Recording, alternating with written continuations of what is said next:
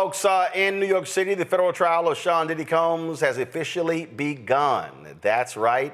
Remember, he was indicted last year on a significant number of charges, including racketeering, sex trafficking, transporting individuals for prostitution.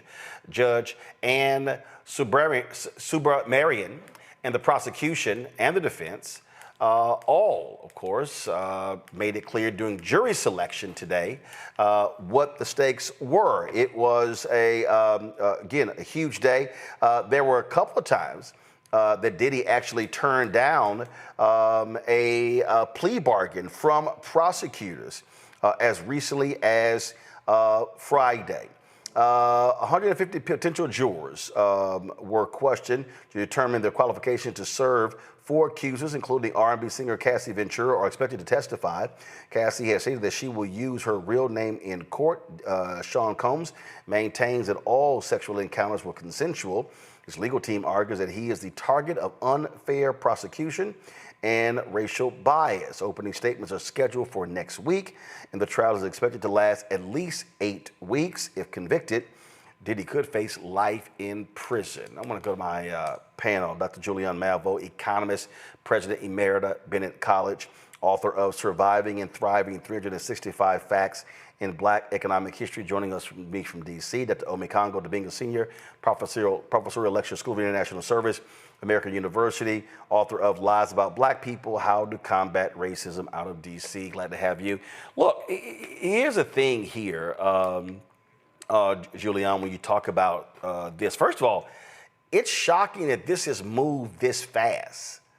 I mean, I know some other folks who have been indicted on lesser charges, and it's taken them 2 to 3 years to get to court. At the same time, he has been incarcerated all these months, and I think that puts some pressure on to move this quickly.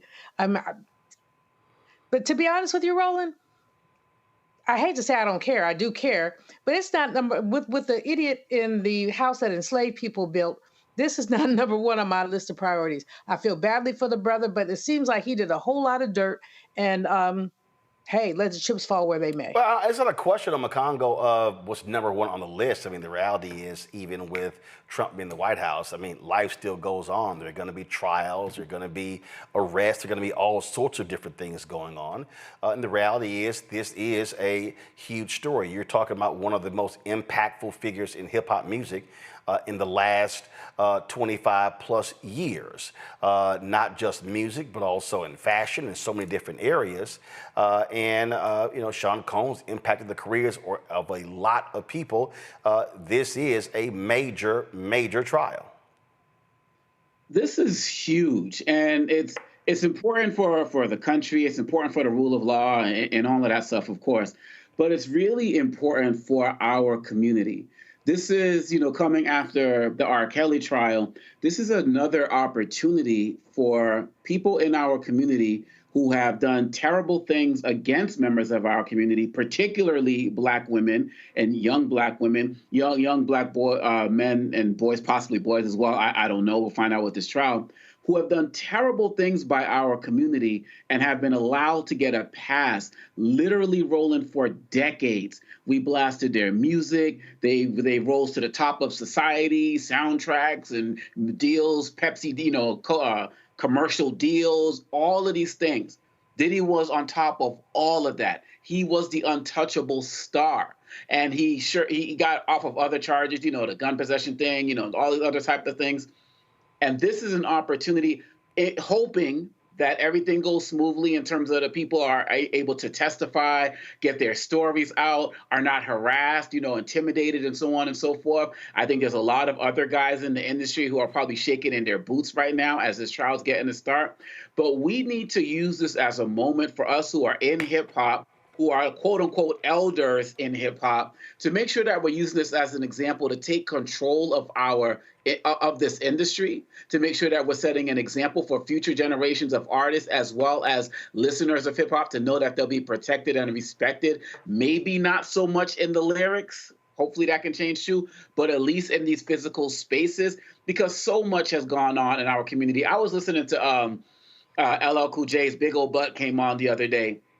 And like the second verse of that is about him picking up girls at a high school, right? You listen to Hmm. BBD, Do Me, the backstage, underage, adolescent, how you doing? Like, there's been so many things that were normalized as part of the culture as relates to being involved with young people. But then Diddy took it to a higher level with everything that he's accused of in terms of physical abuse, Cassie, and all these other issues. So this could be a great reckoning for us in hip hop, and we all should pay attention.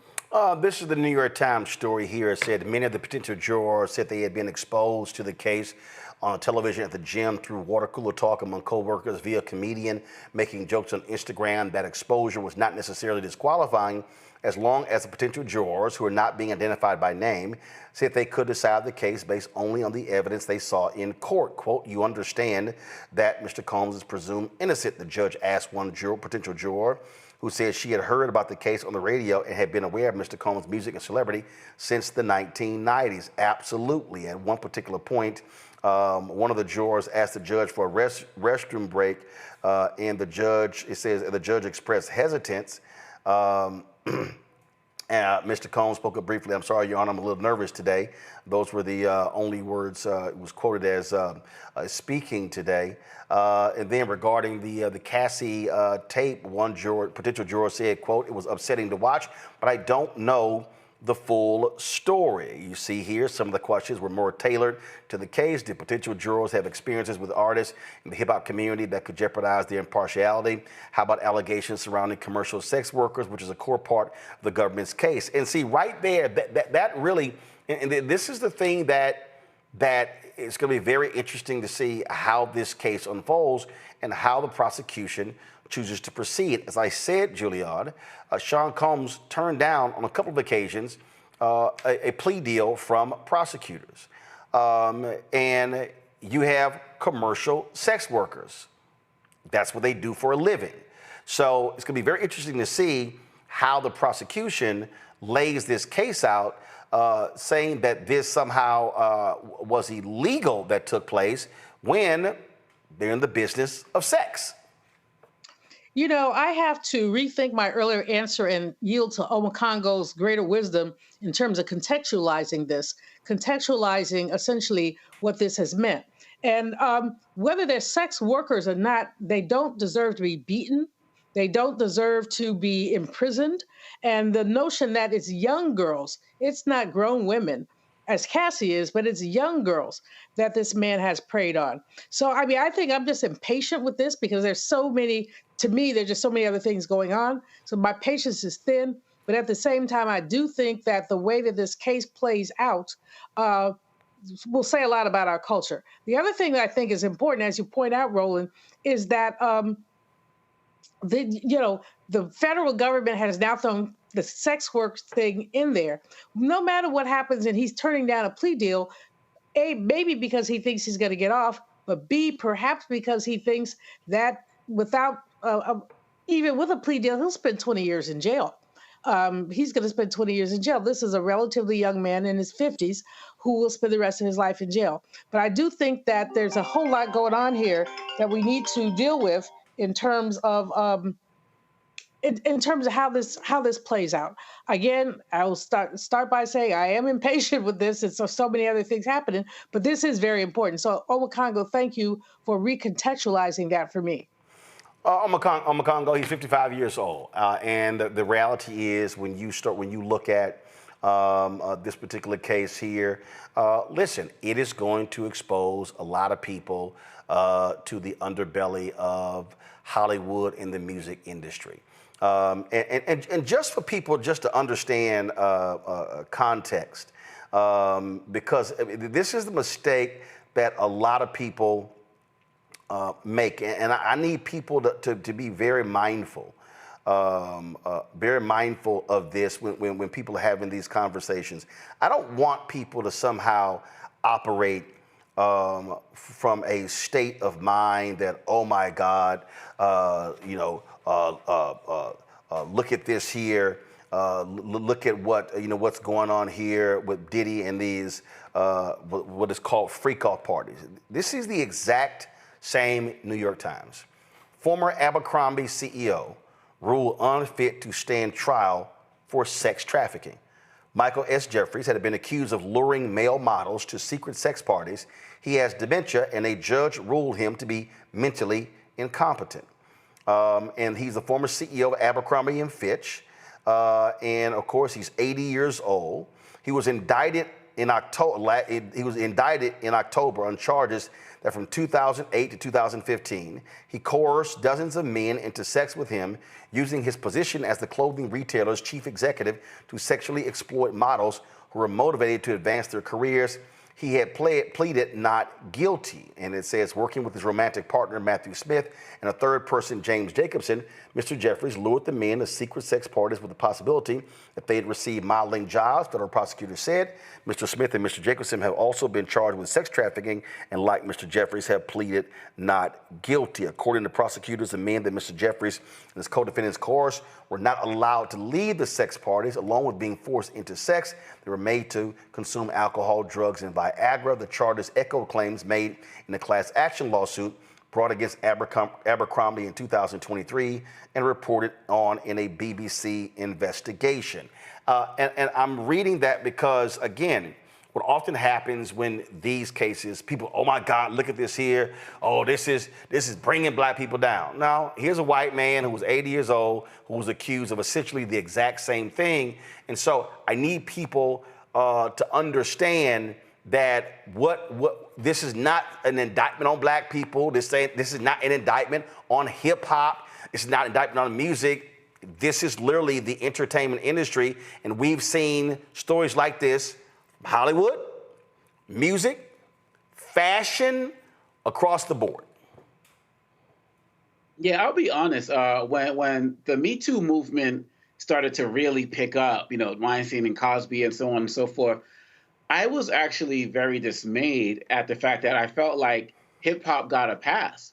Like, I can't think of any major hip hop artist during that particular time when Me Too was really, really popping that got put on any of these charges, right? And then, the R. Kelly documentary and stuff came out. I mean, this stuff has been going on for a while, but hip hop finally kind of came out unscathed. And now this is not the issue anymore. And so you're absolutely right that if people who are consumers of hip hop, who are part of the hip hop community, who love hip hop, if they put his accusers first, then they should be able to look at this as some form of objectivity. If they keep looking at this as, oh, this is like when Cosby tried to get NBC and all of a sudden all of these allegations came out, they're going to continue to be, jaded by what's going on. There's going to be a lot of information that's going to come out. And I think some people who are kind of still in denial are concerned that maybe some of their guys are going to come out who they like. And they got to put up their front now to kind of save face with this all. I mean, when you're talking about issues of trafficking and all of this, Diddy didn't go to anybody's house, I'm assuming, and grab somebody. There were people involved, his bodyguards, his team. So it takes a whole network of people to do things that this man is accused of doing. And so we do ourselves a disservice if we, given off of just, I didn't even know about the Abercrombie case and what you just read. So if we do ourselves a disservice if we just talk about conspiracy theories, especially, I'm mad that this stuff didn't really hit the fan until people had to see the video with Cassie for stuff to really hit the fan. But actually, this actually didn't hit the fan even with the Cassie video. What happened? What happened was it was the lawsuit that dropped in the New York Times on a Thursday. It will sell the next day. That's what changed it, and so that's what happened. And again, it's another story. That, again, look, I follow the news. I just need people to understand what we're talking about here. Go to my iPad. This is Peter Nygaard. Peter Nygaard, huge in the fashion industry, was sentenced to 11 years in prison in Canada for sexually assaulting 4 women at his company's headquarters. He's still facing trials in Montreal, Winnipeg, and New York. This story here is from September 2024. He basically was accused of doing the same thing Jeffrey Epstein was doing. He actually had an island. He actually had his own place in the Bahamas where people talked about the wild sex parties and things along those lines that actually happened at his home there as well.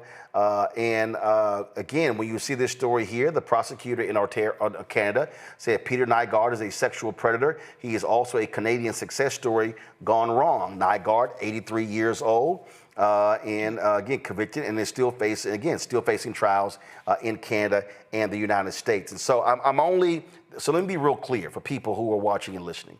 This is not about, this is about making excuses for Diddy. No, I want our people to understand, don't get caught up in this nonsense of black pathology. Because, and it's gonna happen. And I guarantee you, you're gonna watch white mainstream media and you're gonna see them talking about this here, and somehow they're going to make this an indictment on black people, on hip hop, on young artists. I just showed you two old white men, 180, 183, who were accused and one convicted of the exact same thing that they are targeting Diddy with. And so I just think that perspective is important, and a lot of folk won't actually do that, but knowing how white mainstream media works, I can actually see them trying to make this about black people and hip hop and rappers and things along those lines, as opposed to what happens within this industry. All right, folks. Hello, I'm Isaac Hayes III, founder and CEO of Fanbase. Listen to what I'm about to tell you. The window to invest in Fanbase is closing. We've raised over $10.6 million of our $17 million goal. That means there's room for less than 6,370 people to invest in Fanbase for the average amount. The minimum to invest in Fanbase right now is $399. That makes you an owner in Fanbase today. Go to startengine.com/fanbase to invest. Why? Because current social apps have taken advantage of users for far too long, with content suppression, shadow banning, harmful racist content, and no real tools for monetization and equity. Fanbase has over 1.4 million users and counting, allowing anyone to reach all their following and monetize their content from day one. Social media is the new TV, and whoever owns the apps that distribute that content have the opportunity to own potential billion-dollar companies. While big platforms with uncertain futures are failing to serve their users, Fanbase is stepping up to fill the gap. Don't wait until it's too late. Invest now, invest for yourself and your future. Go to startengine.com/fanbase and own the next generation of social media.